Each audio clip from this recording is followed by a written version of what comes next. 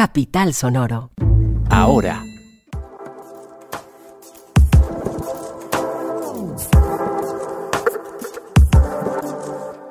El teletrabajo contribuiría a la sostenibilidad organizacional y ambiental en 2032. ¿Por qué? La JEP y la Unidad de Restitución de Tierras firman alianza en favor de las víctimas del conflicto armado en el país. ¿En qué consiste? Ahora, un podcast.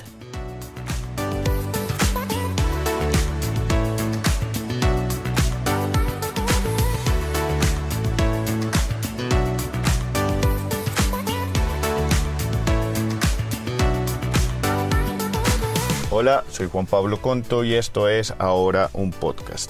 Es 12 de diciembre de 2023 y hoy estoy en la compañía de la periodista Carol Velázquez y del periodista Mauricio Pichot. Hola Carol, hola Mauricio, ¿cómo están? ¿Todo bien? Hola Juan Pablo, hola Mauricio, es un placer para mí estar aquí en Ahora un podcast. ¿Cómo están ustedes? Buenas tardes Juan, un saludo a usted, a Carol y a toda la audiencia que nos escucha a esta hora. Bueno, arranquemos. Según una investigación, entre 2012 y 2018, cerca de 15.8% de las organizaciones del país se encontraban teletrabajando. Durante la pandemia por COVID-19 se llegó al 54.2%. Y en 2022 esta cifra descendió o pasó al 19.1%. Antes de saber qué se hizo con estas cifras, Carol, cuéntenos, ¿quién hizo esta investigación? Bueno, Juan Pablo, pues efectivamente esta es una investigación que la realizó Alejandro Silva Cortés, estudiante del doctorado en Ingeniería, Industria y Organizaciones de la Universidad Nacional en la sede de Medellín. Y él usó información que recopiló entre el 2012 y 2022 para simular escenarios que, pues, de una u otra manera permitieran evaluar la adopción del teletrabajo en Colombia a 2032. Entonces sentí que era importante traerla aquí a la mesa. Ya. ¿Y qué entidades u organizaciones tuvo en cuenta para esta investigación? Bueno, en realidad, como es una tesis, no existe como una entidad como tal, pero este estudio partió del hecho de que, digamos que todas las entidades en Colombia son potencialmente adoptantes de esta modalidad del trabajo, independientemente si pues han tenido o no experiencia con el teletrabajo. Y pues según los datos recopilados por el investigador, alrededor de 90.000 organizaciones en el país tienen la posibilidad de adoptar el teletrabajo.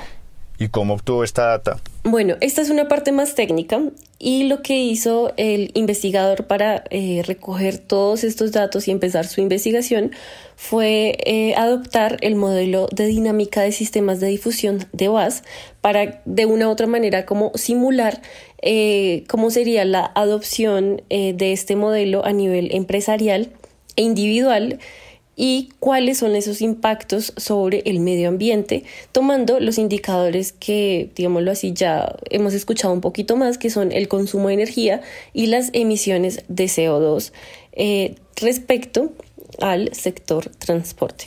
Ok, perdón Carol que lo estemos desmenuzando de esta manera, pero es para entender bien. Luego, ¿qué hizo con esta data? ¿Qué modelos le aplicó? Bueno, pues aquí viene la parte interesante porque las estimaciones de esta investigación arrojaron que si se llega a adoptar esta modalidad laboral, se van a reducir anualmente el 1,5% de la demanda energética y el 2% de las emisiones de CO2, equivalentes ambas al sector transporte. O sea, digamos, si las personas adoptan este modelo, se disminuirían, esas emisiones. Y aquí hay que mencionarlo que también estos resultados los obtuvo el investigador con información de otros estudios que había hecho el profesor Santiago Arango de la Facultad de Minas de la Universidad Nacional, que de una u otra manera lo que hicieron fue permitir cuantificar estos impactos del teletrabajo, digámoslo así, a partir del número de organizaciones como de individuos o de trabajadores que hacen parte de estas modalidades. Vale, y a nivel de la gente, es decir, ¿esto podría beneficiar también a los y las trabajadoras? Y bueno, el otro dato interesante es que esto no solo impactaría favorablemente al medio ambiente, porque también los trabajadores saldrían beneficiados, porque según la investigación y como lo publicó el portal de noticias de la Universidad Nacional, también aumentaría la productividad y la satisfacción laboral de todos los trabajadores, digámoslo así, porque pueden pasar más tiempo con sus familias, reducir esa rotación y disminuir los gastos generales asociados, digámoslo, al mantenimiento, por ejemplo, del transporte, de algunos equipos y bueno, como que todo este estrés que viene asociado a, digamos, ese camino a casa. Y pues como bien sabemos, las ciudades de Colombia y particularmente aquí en Bogotá, pues es como muy caótica en ese sentido. Entonces, pues bueno, esa es la investigación. Vale, muy interesante, Carol. Muchas gracias por la información. Vamos con nuestro dato del día. Escúchanos en www.dcradio.gov.co. www.dcradio.gov.co. DC Radio. En nuestro programa informativo de hoy, que se emite todos los días al mediodía, hablamos sobre el panorama de las ambulancias y el SOAT en Bogotá. Pusimos la lupa en la llamada guerra del SOAT, teniendo como base nuestro acostumbrado dato del día. Con corte en el mes de noviembre de 2023, este año han muerto alrededor de 8.000 personas en las vías del país. Si nos centramos en la capital, la cifra arroja 505 muertos, 228 motociclistas, 190 peatones, 60 ciclistas, 15 pasajeros y 12 conductores. Cifras que ya de por sí nos ponen a reflexionar sobre la manera como estamos funcionando en la vía pública. Si quieren saber más y entender cuáles son las características o las tensiones que están teniendo lugar cuando sucede un accidente, apenas termine este podcast, por favor diríjase a YouTube, ahí encuentra todo. Y por supuesto no se pierda la siguiente emisión. Mañana, recuerden, al mediodía. Mamá, papá, a veces quiero hablarte, pero no sé cómo abordarte. Sé que tú lo has notado, sabes que algo me pasa. Quizás me están molestando en el colegio o soy yo el que está aprovechándose de alguien. Para mí es importante que hables y a veces solo me escuches así no estés de acuerdo. Porque muchas veces el bullying lo podemos detener si lo hablamos.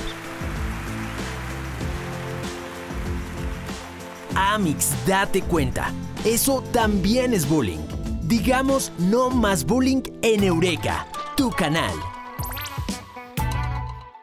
Vamos con más noticias. La JEP y la Unidad de Restitución de Tierras firmaron una alianza en favor de las víctimas del conflicto armado en el país. Se busca, entre otros logros, intercambiar información para las investigaciones sobre el despojo y desplazamiento, así como agilizar los procesos de restitución de tierras abandonadas por amenazas de los grupos armados. Mauricio, le damos paso a usted. Cuéntenos, ¿qué se ha dicho de esta alianza? En efecto, hace pocas horas fue suscrito entre el presidente de la Jurisdicción Especial para la Paz, conocida como JEP, el magistrado Roberto Carlos Vidal López, y la Unidad de Restitución de Tierras, un documento, un convenio, un acuerdo en donde se pretenden lograr mejores acciones, mucho más efectivas y más expeditas en relación con los procesos restaurativos de tierras y que hagan parte de la Jurisdicción Especial para la Paz en algunas de esas acciones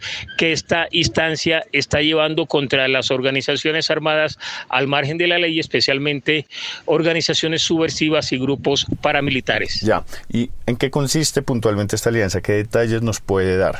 En efecto, se trata de que haya una coordinación mucho más concreta y más contundente entre la JEP y la Unidad de Restitución de Tierras para que sean las víctimas, los desplazados, los primeros y los más eficientemente favorecidos con este tipo de acciones.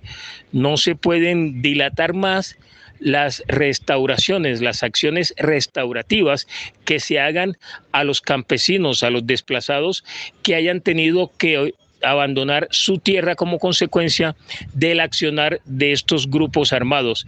Recordemos que muchas de estas organizaciones armadas al margen de la ley despojan de sus tierras a los campesinos y posteriormente a través de terceros las venden a empresas multinacionales a precios muy módicos, como ya denunció hace algunas semanas el propio presidente Gustavo Petro. Se trata de que haya una mayor coordinación y articulación, como se dice en el argot de los servidores públicos, entre estas dos instancias para favorecer obviamente a los campesinos, a estas personas que como consecuencia de estas acciones armadas se ven en la necesidad de desplazarse de sus territorios. Esto ocurrirá a partir de que la JEP decrete ya las medidas que sean necesarias para que la unidad de restitución de tierras regrese esos terrenos a sus legítimos dueños. Gracias, Mauricio.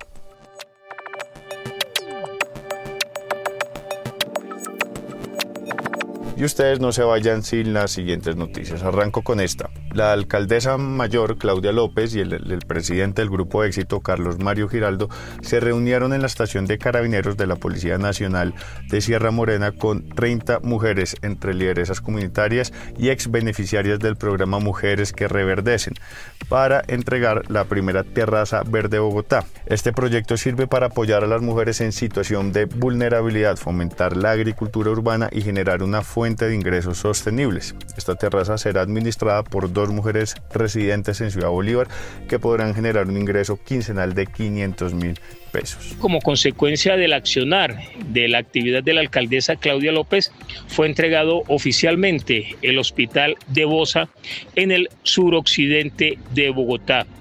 Servicios de salud de altísima calidad, de acuerdo con la información que se ha entregado hasta este momento por parte de la administración distrital. Este hospital, que atenderá de manera directa a 2,5 millones de personas, 411.000 de ellas también serán beneficiadas con la atención de este centro asistencial, fue entregado ya por la primera mandataria del Distrito Capital. Se construyó en un área de más de 30.000 metros cuadrados con una inversión de más de $500 millones de pesos, es decir, 552.887 millones de pesos. Un saludo muy especial a usted, Juan, a Carol y a toda la audiencia. Voy con una cultural. En un emotivo acto, el coro Hijas e Hijos de la Paz recibió un reconocimiento por parte del Instituto de la Paz de los Estados Unidos, Red Pro de Paz y Defendamos la Paz. Recordemos que este coro nació en el año 2021 y a la fecha ya beneficia a 72 familias de firmantes de los Acuerdos de la Paz. Así, la Filarmónica sigue materializando este anhelo como colombianos. En el auditorio de la Fundación Gilberto Alzate Avendaño del centro de Bogotá y ante la presencia del cuerpo diplomático, la Filarmónica de Bogotá recibió este nuevo galardón y en dicho homenaje el coro interpretó su repertorio habitual para conmemorar la paz. Palomita de la Paz, Estoy Contento, Pañuelito Blanco, entre otros. Bueno, eso fue todo. Ahora es un proyecto periodístico de Capital que está en televisión, en YouTube, en las redes sociales y aquí en podcast. Busca Capital Político y de vital importancia para saber lo que pasa en la política y la cultura respectivamente. También a nuestro podcast de música que se llama así, nuestro podcast de música, y a Respeto, nuestro podcast de temas LGBTIQ+. Y despierte todas las mañanas con nuestro boletín en su correo electrónico. La producción de este podcast está a cargo de Diego Guerrero, la escritura está en manos de Santiago Narváez y Juan Pablo Conto, la edición de sonido a cargo de Cian Bernardo González, la dirección de los periodistas del Sistema Hora está a cargo de Andrés Páramo, la de Capital Sonoro a cargo de Santiago Rivas y la del Sistema Informativo Ahora a cargo de María Paula Martínez. Este episodio ha sido grabado en los estudios de DC Radio. Nos escuchamos mañana sin falta. Según el oráculo Google, mañana miércoles tendremos una mínima de 10 y una máxima de 21 grados centígrados con un 25% de probabilidades de lluvia. No termine el día sin información. Búsquenos en todas las plataformas de podcast y compártanlo. Ayúdenos a ampliar la conversación. Chao, adiós. Capital Sonoro.